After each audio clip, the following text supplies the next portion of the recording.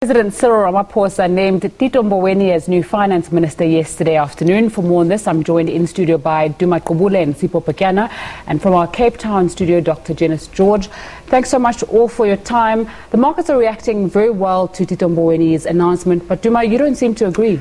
Yes, I think it's a recycling of old ideas. If you just look at where we are as a context in a country, we're in the worst post-apartheid economic crisis.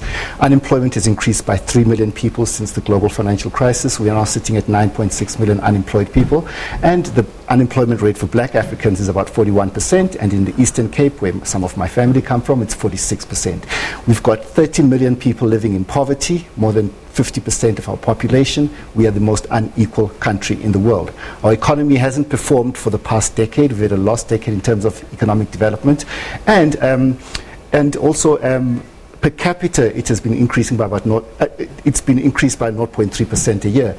We've had declining GDP per capita. We're in the 5th year of declining GDP per capita. That is a shocking situation. So by the end of this year, our GDP per capita will be lower than it was at the end of 2013. So we cannot afford to do the same things that we're doing over the past 10 years, the past 24 years, and expect different results. That's the definition of insanity. So Tito Mboweni has been part of that same policies that we've been doing over the past 10 years. And I think he was implicated in the Reserve Bank in terms of the management of monetary policy in the wake of the global financial crisis. They increased interest rates by 500 basis points between June 2006 and June 2008.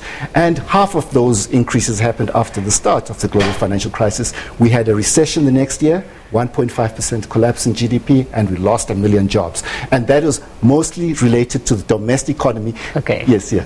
So let's keep the conversation. Let's ask you, what are your views on Tito Mboweni being appointed as new finance minister, especially with regards to what Duma's just said? Well, the agenda of the previous 10-year government was actually to depart from so-called 1996 class project.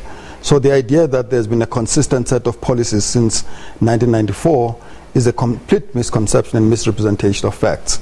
As a matter of fact, South Africa emerged in 2008 to embark on infrastructure-led growth strategy. It would have worked, but of course it was crippled by corruption. A lot of the targeted investment in infrastructure was siphoned off, misdirected with importation of products instead of investing in manufacturing. The strategy made sense, but the execution of that strategy didn't make sense. So it's not true that the strategy was consistently focused in the same direction, and it really is mischievous to suggest that you can attribute the failings of the economy in the past 10 years on a single policy instrument, which is the monetary policy, for part of that period, Tito Mboweni was the governor.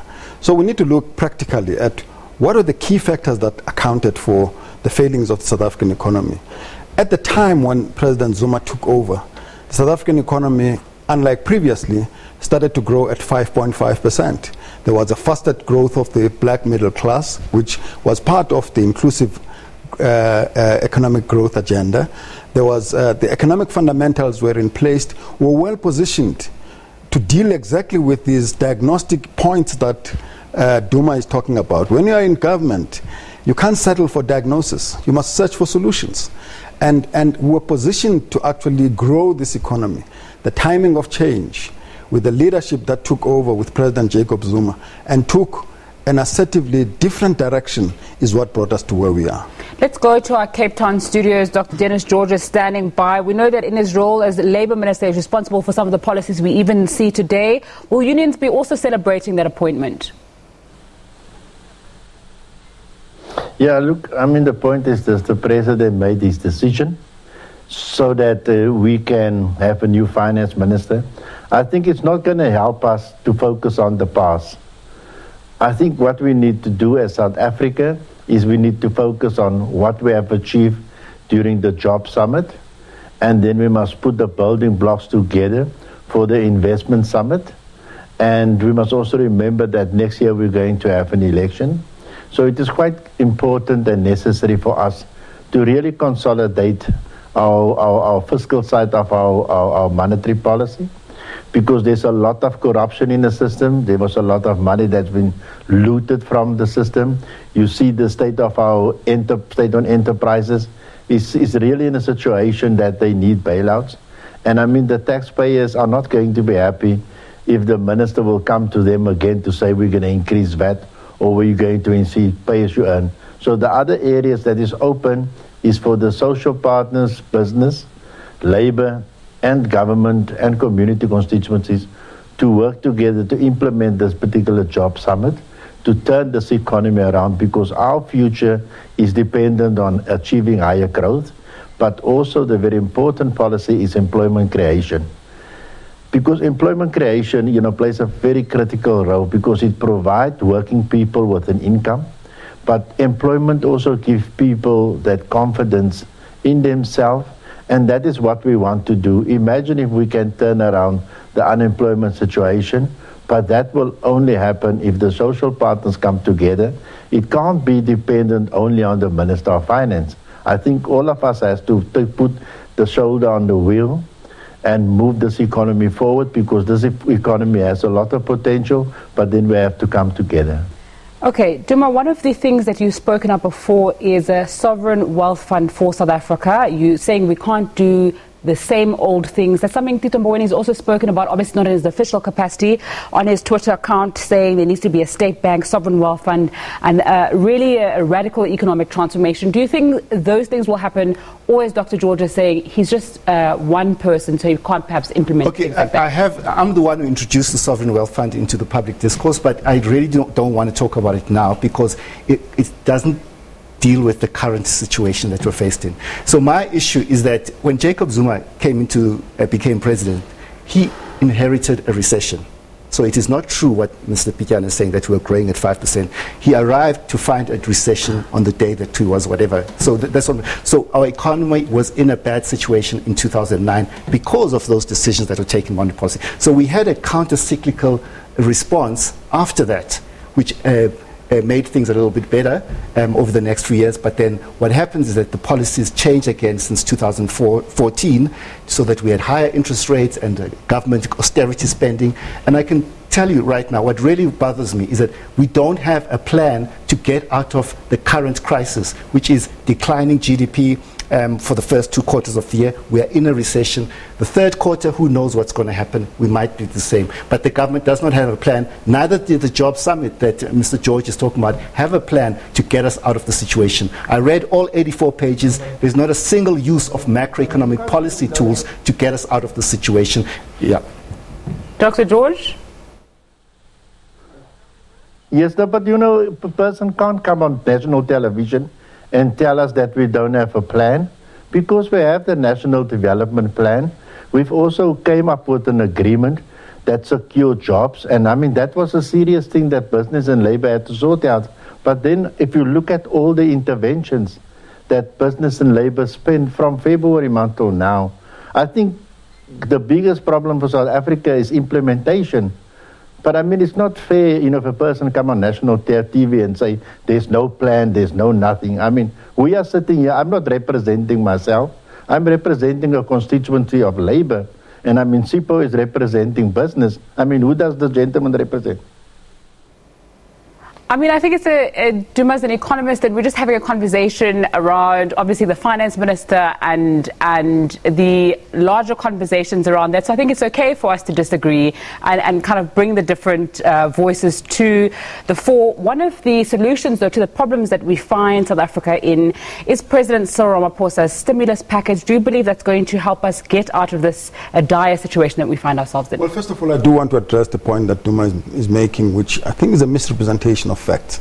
The fact of the matter is that South Africa was impacted by the 2008 financial crisis, and that's what caused a major retraction in our economy. And to attribute it exclusively, and it may very well be that there is something to account, that local policy choices that we made accounted for the contraction of the economy.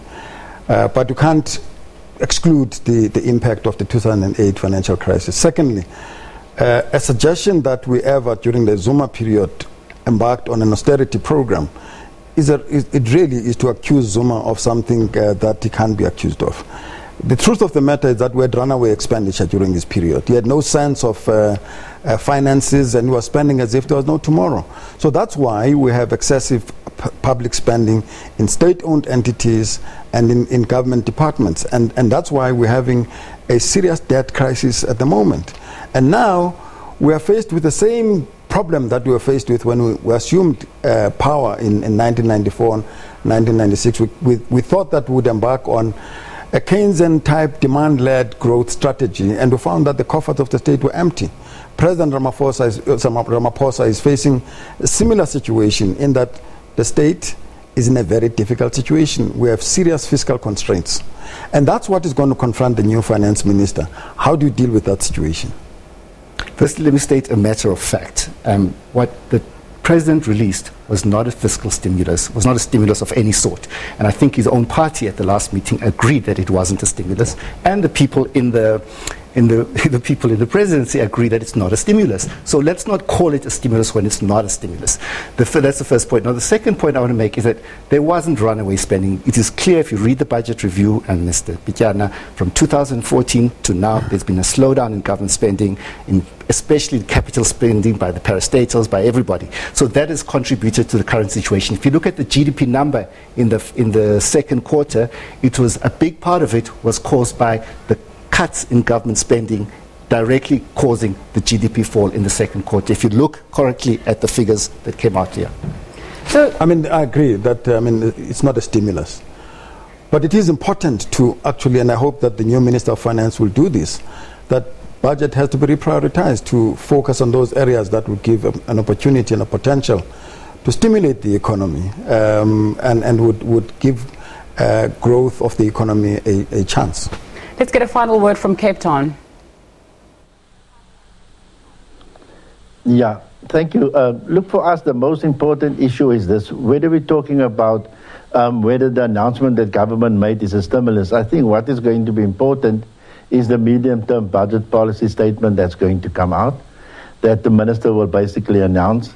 I think, secondly, we must also accept that, the amount of corruption and the amount of undermining of this economy. We were the only country in the world that had 4 finance ministers in 1 year.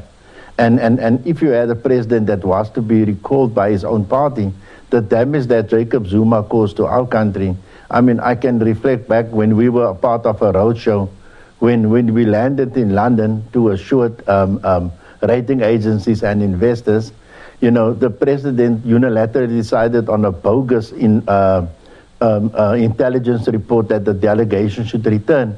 Those are the uncertainty if you look what happened in the mining sector. So really, I think, what is important for us is that we must restore trust.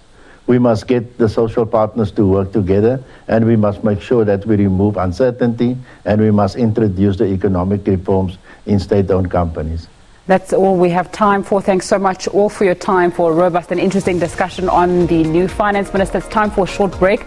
A look at the African markets. After that, Tuesday.